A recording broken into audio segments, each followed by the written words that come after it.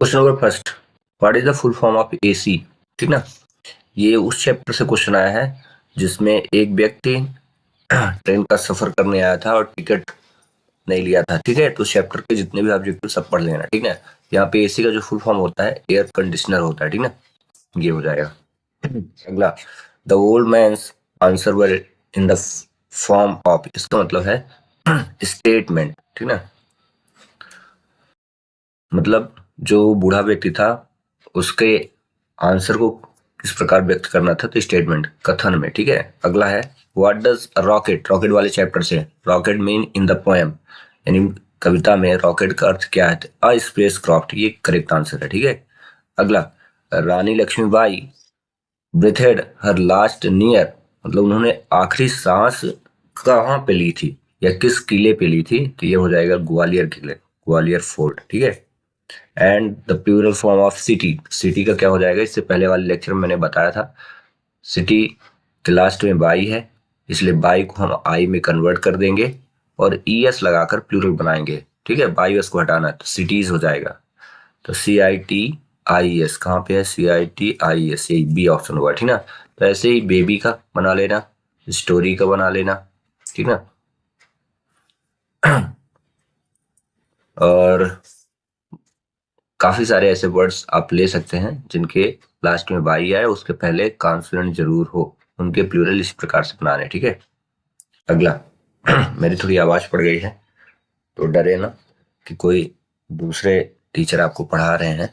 ठीक है, question number 6, shift in the blanks on the sea, chapter वाले first वाले चैप्टर से क्वेश्चन आया है। Shift sail on the sea, sail हो जाएगा। ठीक ना, अगला है the synonyms of the word hump, hump मतलब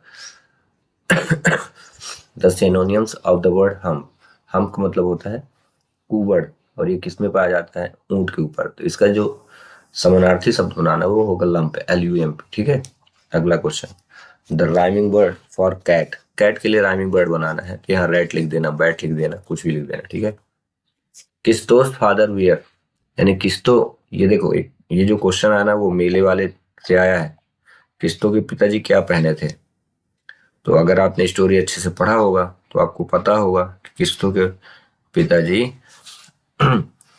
ट्राउजर एंड शर्ट पहने थे, लिख देना ट्राउजर्स एंड अ शर्ट। ठीक है, आई have little money, L I double T L E, I have little, little का मतलब होता है कम मात्रा में, ना के बराबर। अब जैसे किसी के पास 1,000 रुपए है, हमारे पास 1 रुपए है, तो जब कंपेयर करेंगे तो 1 रुपए 1,000 के सामने क्या है, ना के बराबर। तो I have little money to spend, मेरे पास खर्च करने के लिए बहुत कम पैसे हैं। ठीक है, अब आते हैं अगले क्वेश्चन करते हैं। Question number 11, right the comparative degree and superlative degree of the following words.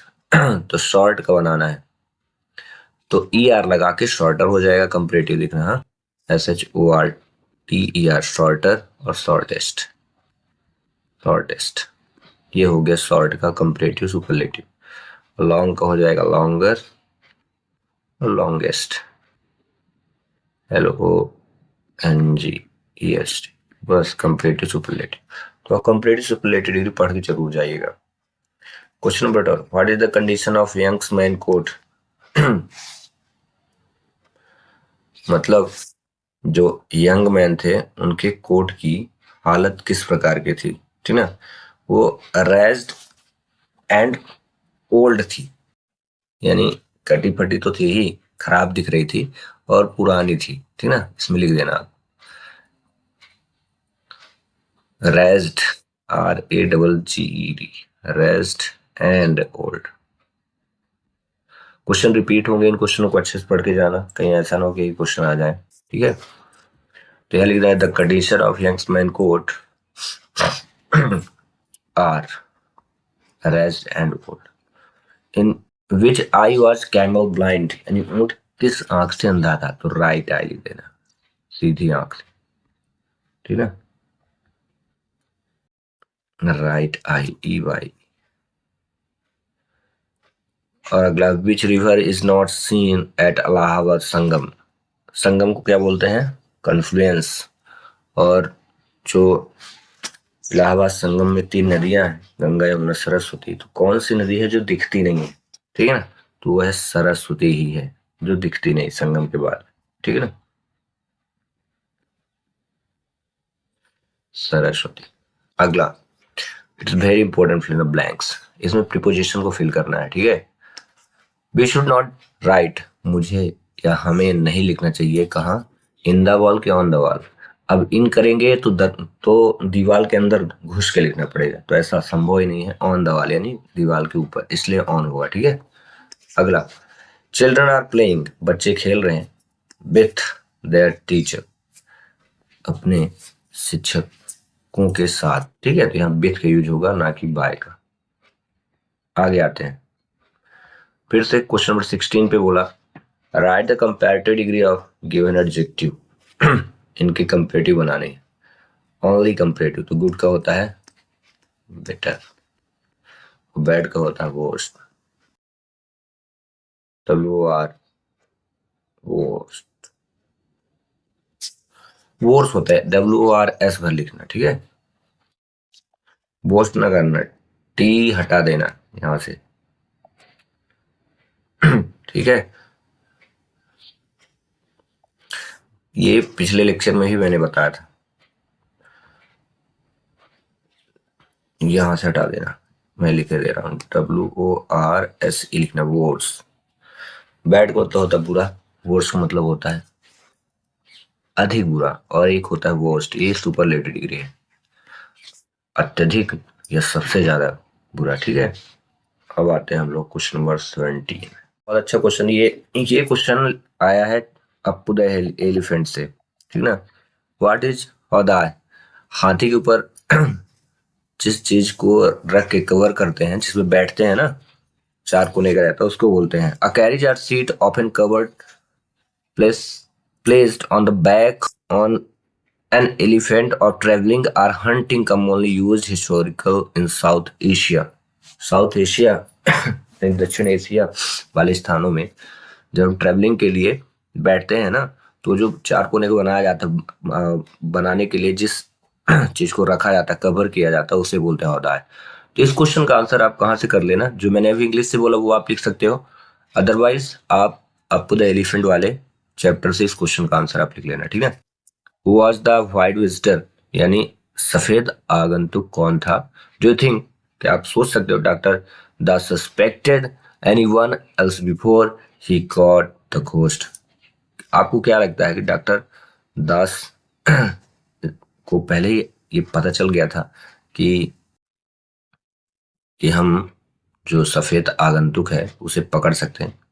ठीक है, तो यहाँ पे आंसर आपको लिखना है, the white visitor was ghost spirit and doctor Das suspected the caretaker, the villagers, or even someone from the nearby town before catching the ghost। तो इसका आंसर भी आप उसी डॉक्टर दास वाले चैप्टर से लिख सकते हैं, अदरवाइज मैंने जो अभी रिकॉल किया उसको आप लिख लें। ठीक है, क्योंकि लिखेंगे तो टाइम लगेगा, मैं बोल देता हूँ, उसको आप नोट आउट कर लें। How far is Bhimbetka from Bhopal, यानी भोपाल से भीमबेटका की डिस्टेंस कितनी है, तो इसे लिख लेना 45 to 50 किलोमीटर। ठीक है, यानी 45 से 50 किलोमीटर का डिस्टेंस है, यहाँ लिखना, यहाँ 40 to 55 kilometre far Bhimbetka from, यहाँ हाउ फॉर लिखा ना, तो शुरुआत में आप लिखना पहले, the Bhimbetka far is from Bhopal to 45 to 50 kilometre. What did the Britishers not accept, यानी जो अंग्रेज थे क्या नहीं अपना रहे थे, ठीक ना, स्वीकार क्या नहीं कर रहे थे। तो the Britishers did not accept the Indian freedom fighter, यानी भारतीय जो स्वतंत्रता सेनानी थे उनको एक्सेप्ट नहीं कर रहे थे। For independence and self rule, स्वतंत्रता को नहीं अपना रहे थे, और जो भारत के जो स्वतंत्रता सेनानी थे उनके नियमों को भी नहीं अपना रहे थे। ठीक ना, ये। अब क्वेश्चन नंबर 21 में, you are the monitor of the class, आप क्लास के मॉनिटर हैं। Write an application to your head master, आपको अपने हेड मास्टर के लिए एक एप्लीकेशन लिखना है। For organising a plantation drive, ठीक ना, तो अगर आपसे एप्लीकेशन बन रहा तो लिख लें, और ना बन रहा तो कमेंट्स करें, तो हम आपको लिख के बताएंगे कैसे लिखना है, ठीक है। अगला, फिर the blanks choosing the correct preposition. फिर से ये क्वेश्चन आ चुका है। I draw a line across the page, ये पहले नंबर पर हो जाएगा। दूसरा, हेमू जम्प्ड, जब कूद के हम नदी में प्रवेश करें तो इनटू का यूज करना है, into the river. And can you finish the work, बस बचा क्या, बाय, बाय 5 o'clock, ठीक है। ये क्वेश्चन रिपीट होंगे, बार बार रिपीट होते हैं, तो इनको आप पढ़ के जाना, ठीक है। अब अगला क्वेश्चन करते हैं। Explain given lines of the poem we have longly custom in our land. इसको आपको एक्सप्लेन करना है, अगर आपसे बने तो ठीक है, और ना बने तो आप लिख सकते हैं। This line highlights a sense of pride and cultural identity, suggesting that the speaker country holds beautiful, traditional and cherished practice। बस इतना लिख दो, काफी है, ठीक ना। अब इसको मैं लिखा क्यों नहीं हूं, टाइम नहीं है, जल्दी से पढ़ा देता हूं। अगला, write paragraph on the qualities of queen Lakshmi Bai. Lakshmi Bai ji के चरित्र के बारे में आपको एक पैराग्राफ लिखना है। आपसे बने तो ठीक है, लिख लीजिए, बाकी एक आध लाइन में बोले देता हूँ। Rani Lakshmibai of Jhansi was the epitomes of a bravery, courage and patriotism. आप रानी लक्ष्मीबाई वाले चैप्टर को ओपन कर लेना, उसमें से 5 क्वालिटी आप लिख लेना बस, ठीक है। 5 नंबर का तो आया ही बन जाएगा। अगला, पैसेज पढ़ना, आपको आंसर देना। यू नो दैट बीज हम का मतलब समझते हैं क्या होता है, भिनभिनाना। जो मधुमक्खियां होती है भिनभिनाती, उसको बोलते हैं। आपको पता है मधुमक्खियां क्यों भिनभिनाती हैं। यू ऑल्सो नो दैट बीज मेक हनी। आपको ये भी पता होगा कि जो मधुमक्खियां होती हैं वो शहद बनाती हैं। Some of you many have been stang. Stang का मतलब होता है डंक मारना, बाय अ बी। जितने भी लोग हैं ना, कुछ लोग ऐसे भी होंगे जो मधुमक्खियों से कटवाए होंगे या डंक मरवा चुके होंगे। तो आप आपको क्या पता है कि वो क्यों डंक मारती हैं, but do you know why बीज हम। यही, आपको ये भी पता है क्या कि वो भिनभिनाती क्यों है, स्टिंग हर डांस, वो नाचती क्यों है, डंक क्यों मारती है। ऐसे क्वेश्चन है, अगर आपको पता हो तो बताएं। ऑन अ वार्म, गर्मी के दिनों में, मॉर्निंग में, she numerous bees humming around from flower to flower. ये गर्मियों के दिनों में क्या करती हैं, परागकण इकट्ठा करने के लिए ये एक फूल से दूसरे फूल में आती जाती रहती हैं, घूमती भागते हैं, ठीक है। They make trips to collect nectar and pollen. वही परागकण इकट्ठा करने के लिए ये एक फूल से दूसरे फूल में आते जाते हैं। The nectar is the sugar syrup. इसका मतलब क्या है, एक सुगर सिरप यानी जो शहद होता है। Found at the bottom of the flower cup. उसके निचले हिस्से में ये सुगर सिरप पाया जाता है। The bees are visiting a particular type of flower belong to the same have like human being। उसी प्रकार से ये लिखा ना, particular types of flower belong, जिसमें मतलब जिस प्रकार के पुष्पों में ये पाया जाता है उसी में ये आती जाते रहते हैं शुगर सिरप इकट्ठा करने के लिए। They can taste sweet, sour, salty and bitter thing. इनके अंदर एक क्वालिटी भी होती है कि ये पहचान लेते हैं कि मीठा है, कड़वा है, ठीक है, नमकीन है। ये पहले पहचानते हैं, उसके बाद मतलब जिसमें जिस पराग में, जिस पुष्प में मीठा शहद होता है उसी को ये कलेक्ट करती, सबको नहीं। तो व्हाट डू बीज कलेक्ट, यानी मधुमक्खियां क्या कलेक्ट करती हैं। तो बीज कलेक्ट नेक्टर एंड पोलन, ठीक ना। यहाँ पे लिखा था ना, ये यहाँ से लिख लेना, collect nectar and pollen, number first हो जाएगा, ठीक है इसका। बीज collect nectar and pollen. Second, the word nectar means, इसका अर्थ क्या होता है। यहाँ पे the nectar is the sugar syrup, ठीक ना, इतना लिख देना। The nectar is the sugar syrup found on the bottom of the flower cup, यहां तक लिख देना, ये दूसरा हो जाएगा। अगला है, व्हाट कैन बीज डू लाइक ह्यूमन बीइंग, ठीक है। तो ये क्या करते हैं, ह्यूमन बीइंग मतलब इनके अंदर मनुष्यों की भांति कौन सा गुण पाया जाता है। तो यहाँ लिख देना, ये लिखा ना, having like human being they can taste sweet, sour, salty and bitter things. ये, और मेजर कॉलम में आ जाते हैं हम लोग। हनी का क्या हो जाएगा, शनि, ठीक है। नेक्टर का क्या हो जाएगा? सेक्टर। और हम का क्या हो जाएगा? चम। ये हो गया। Give us a table title the passage, passage के एक टाइटल देना है। तो इसमें आप लिख सकते हैं द बिजी बीज, BUSY, बिजी बीज, यानी व्यस्त मधुमक्खियां भी लिख सकते हो, या द हमिंग बीज लिख सकते हो, भिनभिनाती हुई मधुमक्खियां, द हमिंग, हमिंग बीज, ये भी लिख सकते हो। आते हैं लास्ट क्वेश्चन पे। Right the paragraph any one of the following topic, किसी एक टॉपिक पे पैराग्राफ लिखना, 5 लाइन लिख देना। अवर जर्नी बाय ट्रेन, अगर आप कभी ट्रेन से जर्नी किए हो।